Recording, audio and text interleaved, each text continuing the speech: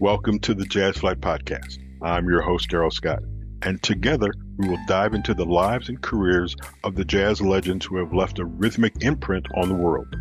Be prepared to reminisce on the highs and the lows of their musical journey and the trials that sculpted their timeless musical gems. We'll preserve the legacy of these extraordinary maestros and find inspiration in the melodies of their lives. Subscribe now and never miss a beat. Now, let's get to the show.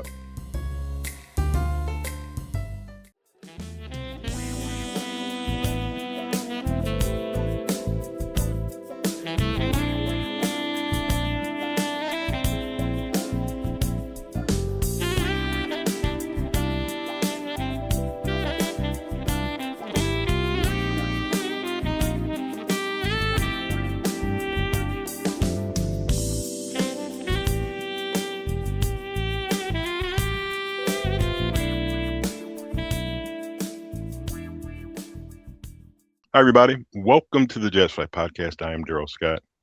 I'm going to get confused as I introduce him because, like me, we have aliases. It's good aliases, though. And actually, his initials are my initials.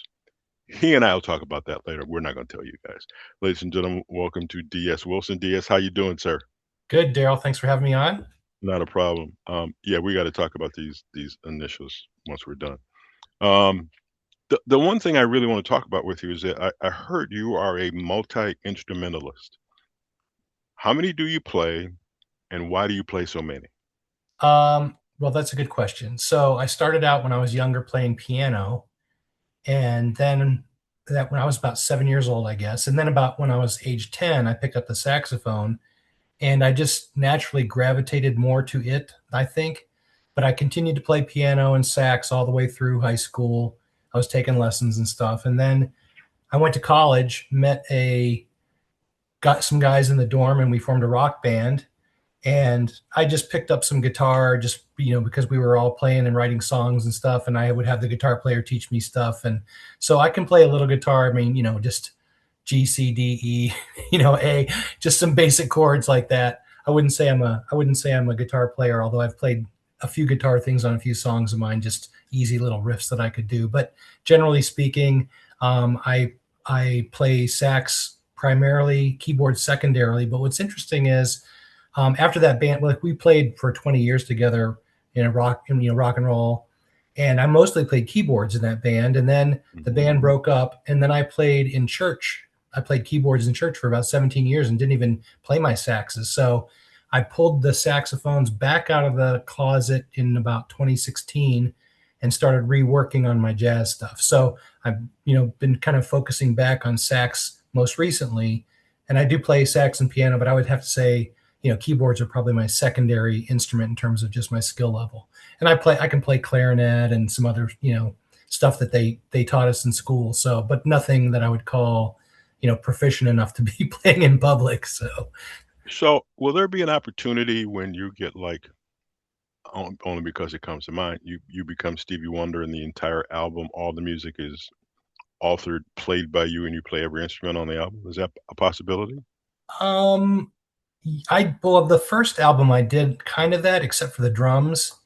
And then I had played like keyboard bass, and I had a bass at one time. I could play the bass too, but I really wanted to have a really good tight rhythm section. So I ended up hiring out the bass and the drums on my first Stella Rose album, but everything else I did myself. So the answer is that's a possibility. I'd have to get pretty good at drums and bass in order to do that. There's so many good players too. And now that I know so many players, I'm like, why would I want to try to do that when I've got amazing people that I could call on that would make it sound better? So how do you get those relationships started? Because when I hear, back in the day when we had actual albums, I was the liner note guy. I'm looking to see who's playing and blah, blah, blah, and so forth and so on. But if you're relatively new or getting started, how do you get to know so-and-so and then you want to call them? So how do you build those relationships? Well, I'll tell you what happened was I went on a Dave Koz Jazz Cruise as a vacationer. Really? Yes. And I was just kind of starting out, and I was watching Adam Hawley play, Mm-hmm. and they introduced him and they were like, "Oh yeah, Adam Hawley's got, 11 number one Billboard hits, and he's got a PhD in music, and he's a producer." And I said, "Producer?" So after his show, I went up to him and I said, "Hey, they announced, I'm DS Wilson. They announced that you're a producer." He said, "Yeah, that's right." I said, "Well, I have a bunch of ideas. Would you help me with my album?" And so he gave me his number and said, "Send me your material and I'll take a listen." So after the cruise, I sent my material, and we worked on the Skyline album together. And this is like late 2022. It was done in 2022, and then we kind of released some songs. But he had Mel Brown, who's Grammy winner bass player, playing on there. He had Eric Valentine play on drums.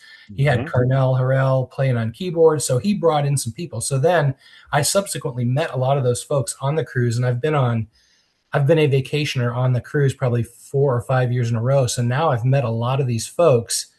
And then I had been working with Sandy Shore from smoothjazz.com.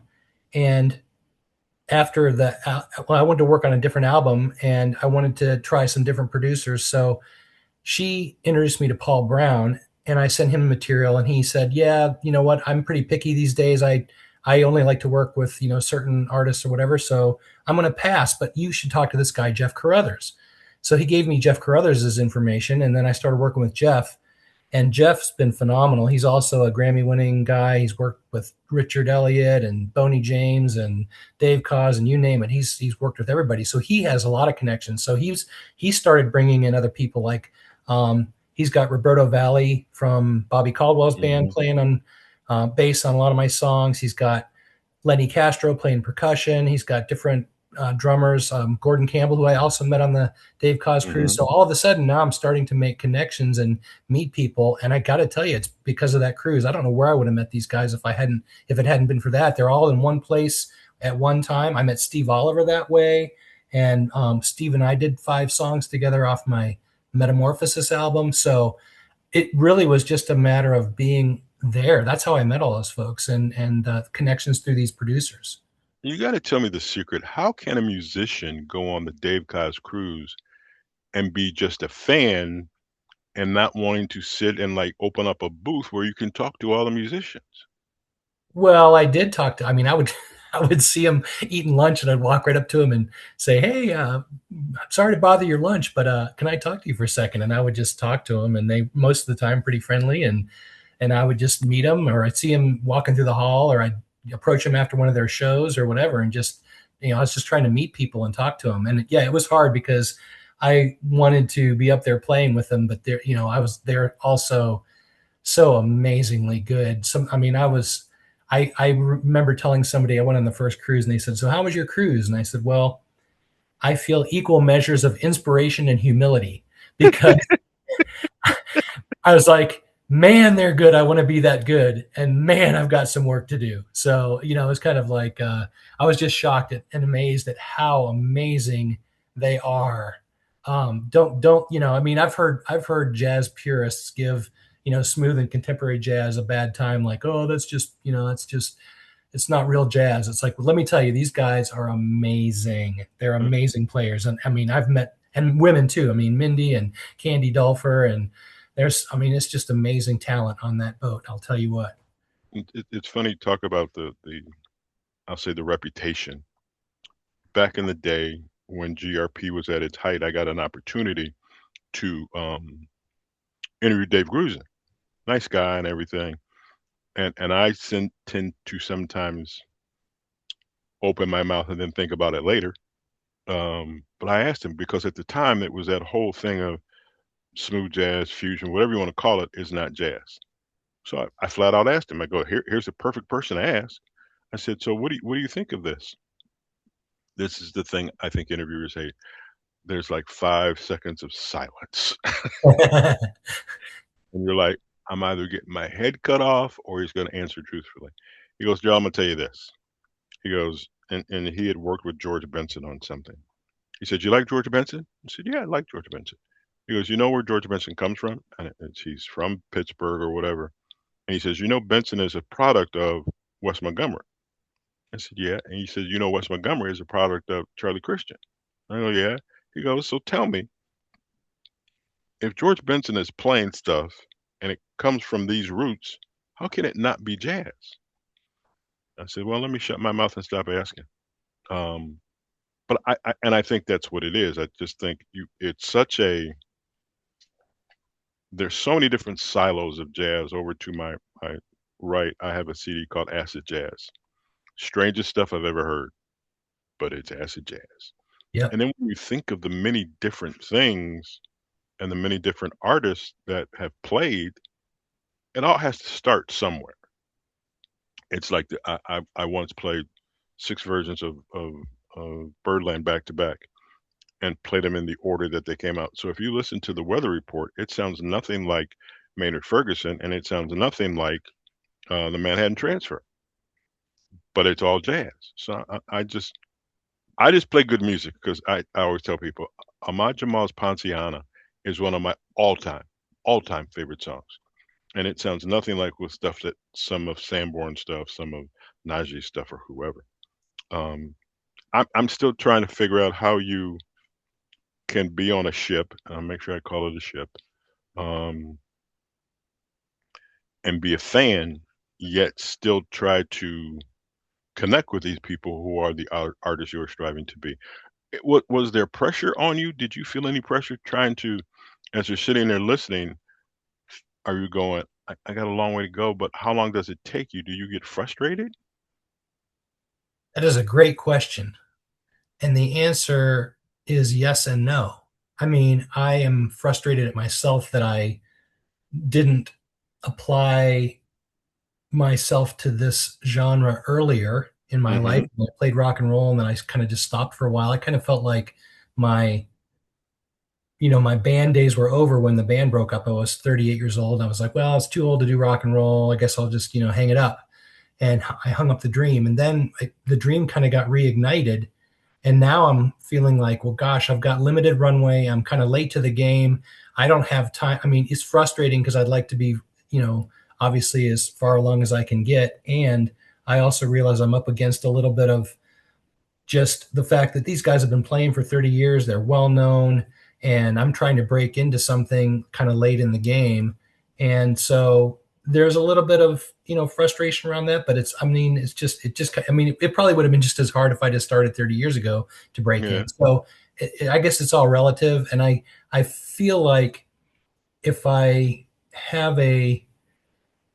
allow myself to be frustrated, I'll have a bad attitude, and I'd rather just be optimistic and be excited. I mean, I'm excited about the fact that you wanted to interview me. So that's great. I mean, every little opportunity keeps coming coming up to me and opening little doors. And I just keep stepping through because I feel like, that's what God made me for. And I'm just trying to answer, where he's placed me and the opportunities that are coming. And so I'm just taking them as they come. And I feel like, I just didn't want to get to the end of my life and be on my deathbed and say, man, I wish I had just pursued that, or man, I wish I had done something. So it's like, I'm just doing it.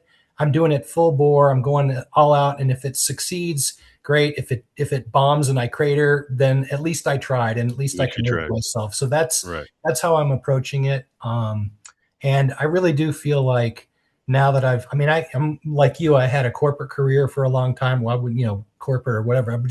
I had family and was working and playing. I've been playing music literally since I was 7 years old. I have never stopped. I've always played something on the side, working at it, working hard, doing records, playing in bands, doing records, practicing, rehearsing, whatever.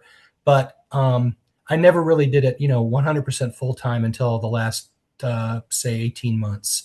So I'm finally at the point where I was like, you know what, I've just got to commit and do this no matter what. So yeah, it's funny. And before we move on to the next segment, we play snippets of your songs. And I'm in the titles. I just am. So you have a song out called Sizzle. So we're going to play a bit of Sizzle here on the Jazz Flyte Podcast with our guest, D.S. Wilson.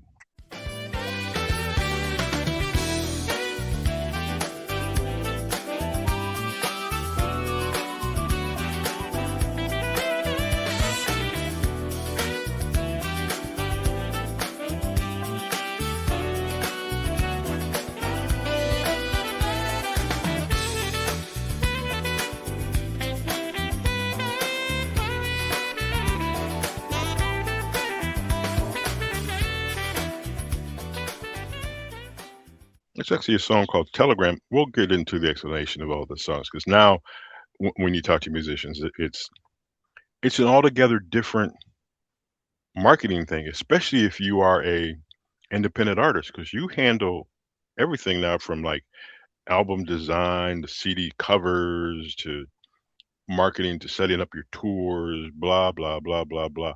How did you adjust to all of that? And at some point, I guess part of it is I just want to be a musician and play music. That's all I want to do. But now, and I understand the premise of being your own person and handling all your own stuff, but it's a lot to learn. It How are you is. dealing with that? Well, luckily in my job world, I did a lot of digital marketing and I did Hmm. a lot of software development and product management and stuff like that. So I had some of those skills already available to me, which has been helpful because I kind of already knew how to do a lot of the technical pieces and a lot of the project management and that type of thing. And so I'm pretty, you know, I can sit down and knock out a bunch of stuff in a couple hours. I can put together emails and all that kind of thing. So I do a lot of that.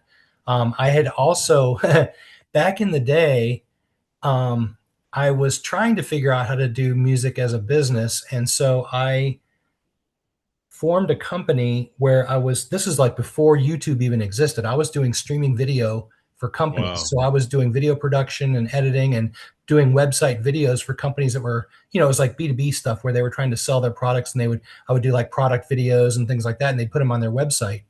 And again, this was back when, when Real Player was the only video player that you could, you Fair. know, way back in. So I kind of had some experience doing some of that stuff. So that's been very helpful.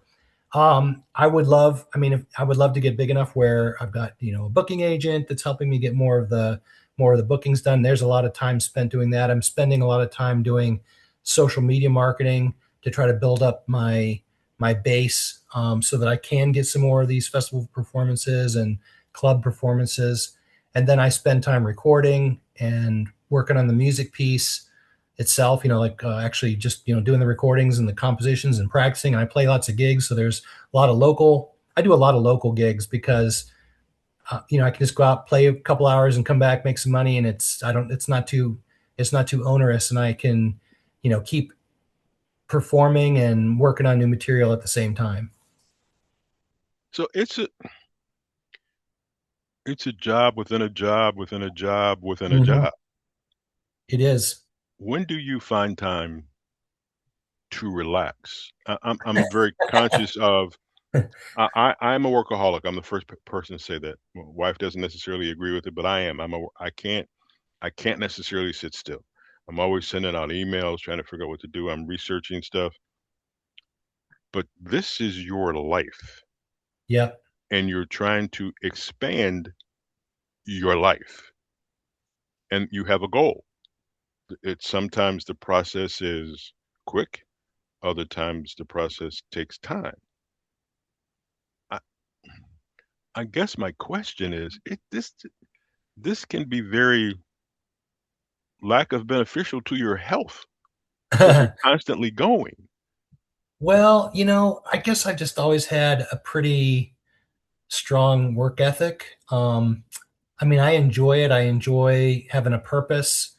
I I work, I probably do something 7 days a week. You Hmm. know, on the weekends, a lot of times I'm performing. Maybe on Sunday I'll spend a couple hours, or I'll take, some time off. And I usually break off in the evenings. One of the things I do is I like to ride bicycle, and especially living out here in Seattle, there's some beautiful riding out here, and it's very biker friendly, and there's lots of great trails. But I also have a stationary bike, and so I usually about 4 o'clock I'll have been working. What I typically do is I'll do all the computer stuff in the morning. I'll sit down and I'll compose emails and post my videos and do all that kind of stuff in the morning. Then I'll record or play or practice or whatever throughout the afternoon. And then about 4 o'clock I'll go and I'll just blow off steam and ride the bike and sweat all over the garage floor and everything. And then I and then I'll come and have dinner, and then I spend the evening with my partner, and she's great, and we have dinners together or whatever. And then so I try to have balance. try to just be efficient and get a lot done during the day, and then I leave it at night. So that's the one thing I want to talk about real quick. One of my ultimate goals is to find a Hollywood Bowl. We have it out here at Blossom Music Center. It's an outdoor facility, and put in a bunch, 100, 120 musicians. We're not playing music. We're not talking music. Let's talk about how you balance your life. What makes you laugh? What do you avoid? It's stuff like that. Mhm. Because I think the struggle sometimes is one bleeds into the other, which bleeds into the other, which sometimes is not good for you. But then there are other times I'd love to hear stories about how you folks relax. I think it's great. I think I talked to somebody one time and they said, Darrell, I dress up, I get in a costume, and I go to a concert and I don't want anybody to know it's me. And I just want to listen to music. And I go, that's really I go, next time you're in Cleveland and we do that, I want to sit next to you and have a conversation. They're like, okay, fine, we can do that. But uh, this is a tough life to keep going and then to maintain it over the years. I- eh, what are you what are you doing right? I mean, gosh, if I thought I was doing it right, Yeah. I don't, I always question whether I'm doing it right or whether I'm doing enough. And, I mean, the thing is, I, I value my relationships and I want to have a good relationship. I don't want to just be all about music all the time, because then Right.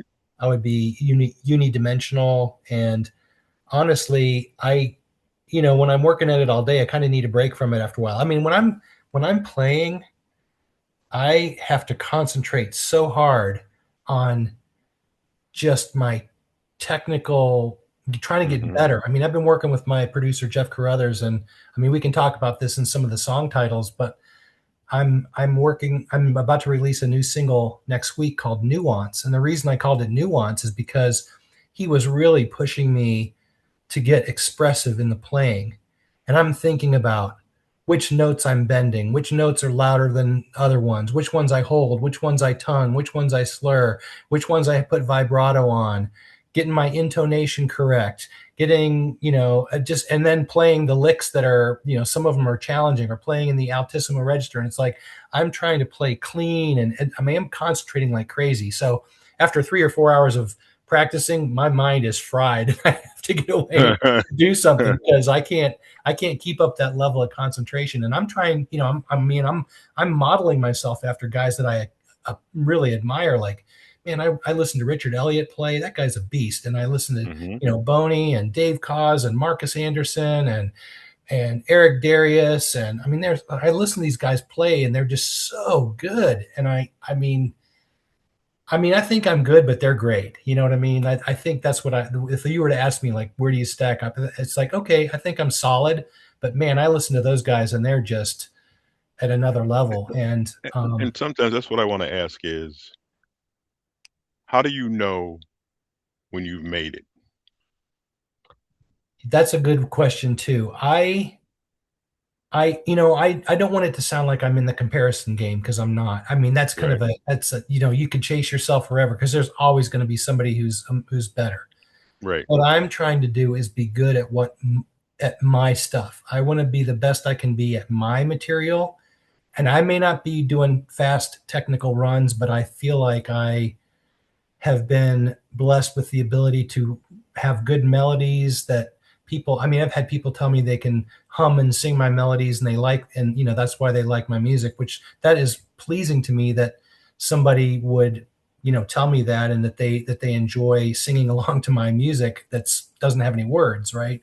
And Right. so that to me is where I feel like I can be I can be successful, because I look at the fact that I've been able to get on some of the charts and things like that. I mean, I never thought that was going to happen, but it did. And now I've been kind of consistently in the charts, and it's like, and I've even had some number ones on number one streaming, and I've and been high in some of the radio charts. And so I have to look at that and say, wow, I guess that was successful by that measure, Hmm. and if it feels like when I perform, I just feel like the rest of the world goes away and I'm just having fun. And I like to play, the playing the music just brings me joy. I don't know. It just, to me, that's the success in it, is that I feel like I like my music. I like to play it. I like to get better at it. I like some of the melodies. I like to move around to it and dance to it and whatever. So, I mean, Right. I'll be practicing in my house and I'll just be like dancing around my room by myself and nobody's in here except me. But I just like it. So That's fun. That's fun. Speaking of liking your music, let's listen to Gates of Eden by D.S. Wilson on the Jazz Flyte Podcast.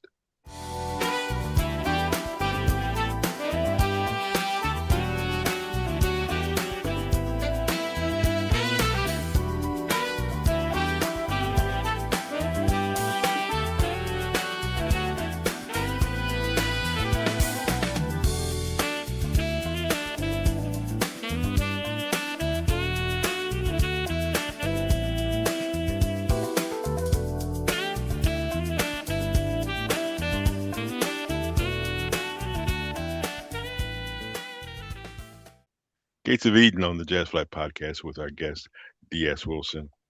This is, with everybody I talk to, there's a different feeling. There's a different, and I'm not sure exactly what to call it, but the reasons why.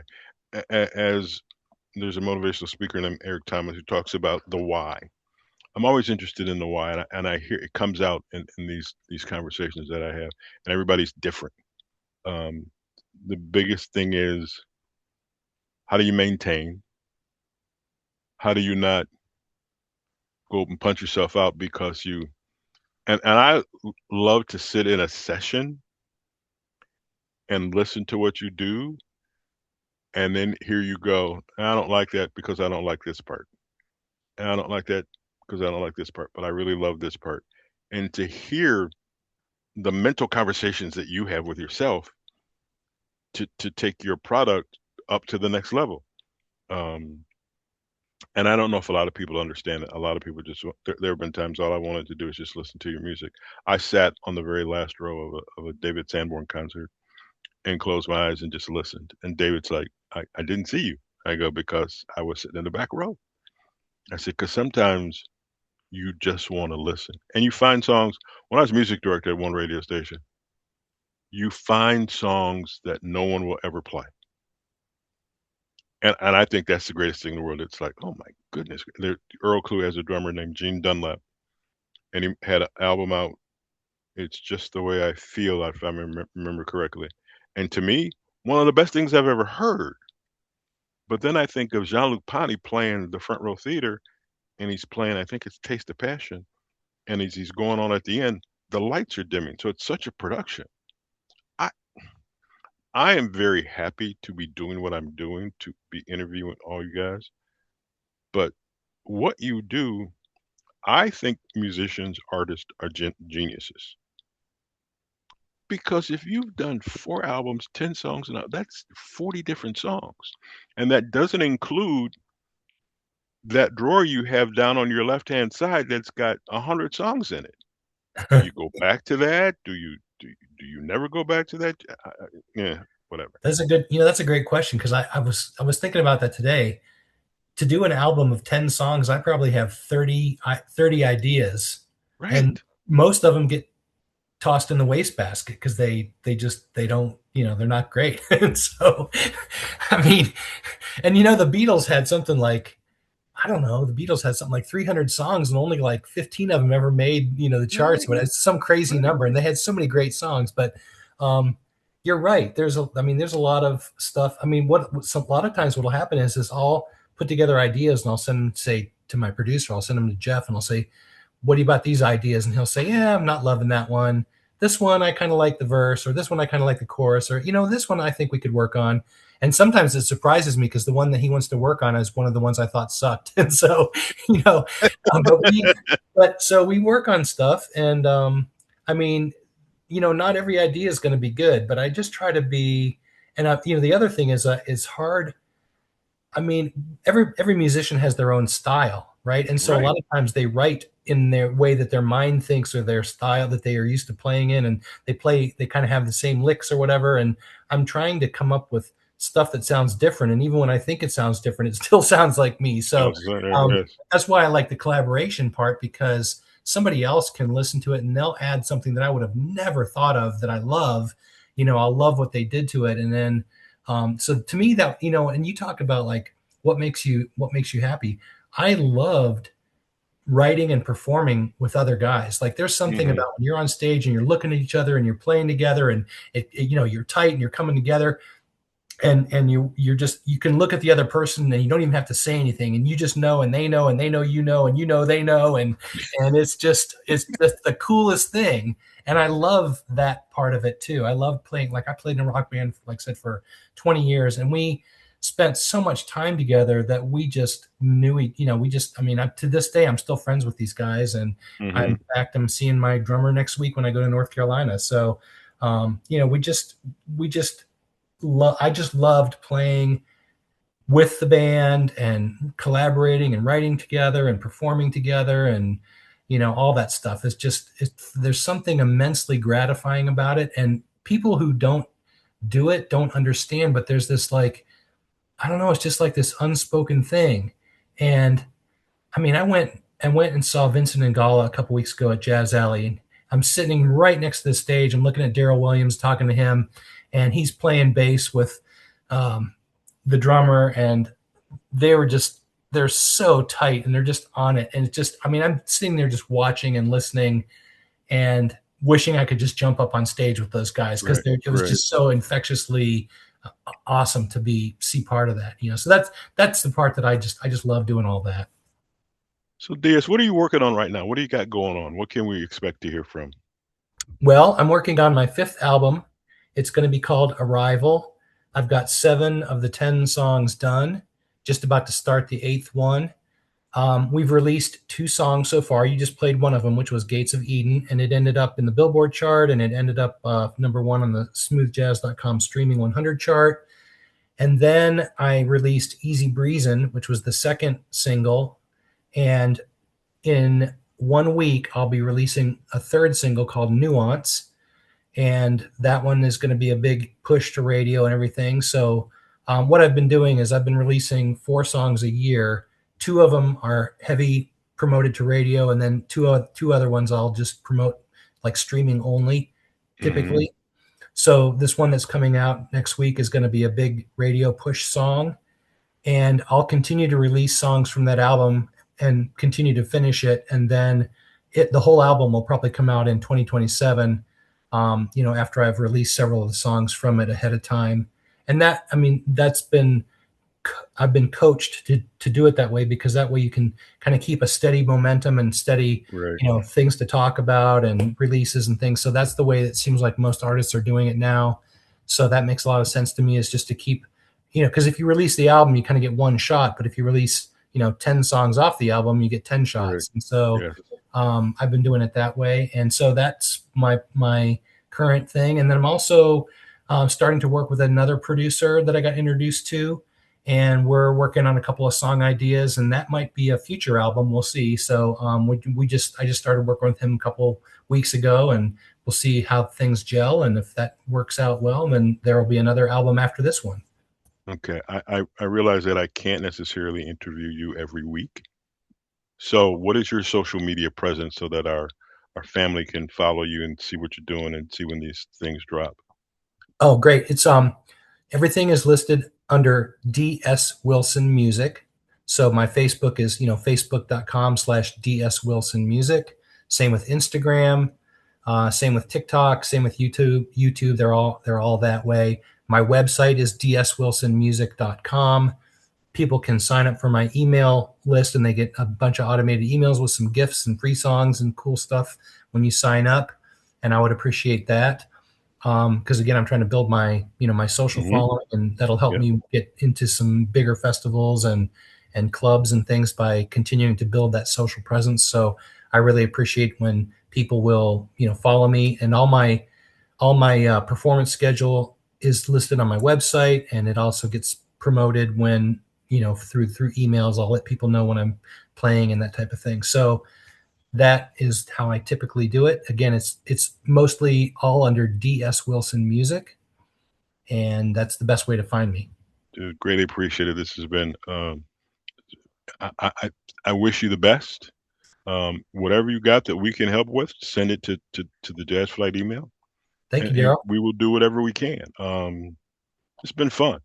And like I said, I've learned something every time I talk to somebody, and everybody, if I've done 148 of these, there's 148 different stories. No doubt. But they're all very interesting. That's like I said, I really like to get a situation where I could just sit you all down and I can kind of moderate and ask questions and just hear the responses and hear how you all deal with all this other stuff. So thanks again, ladies and gentlemen. You have been listening to the Jazz Flyte Podcast. I am Darrell Scott. Wait a few seconds, and you can subscribe if you like what we do. Subscribe. We're growing. Boy, are we growing! So I look forward to more conversations with more artists. But hang in there, everybody, and enjoy the music. And before I go, everybody say hi to Brody. He's under my feet sleeping. And we go from there. So once again, thank you, and join us again next week for the Jazz Flyte Podcast.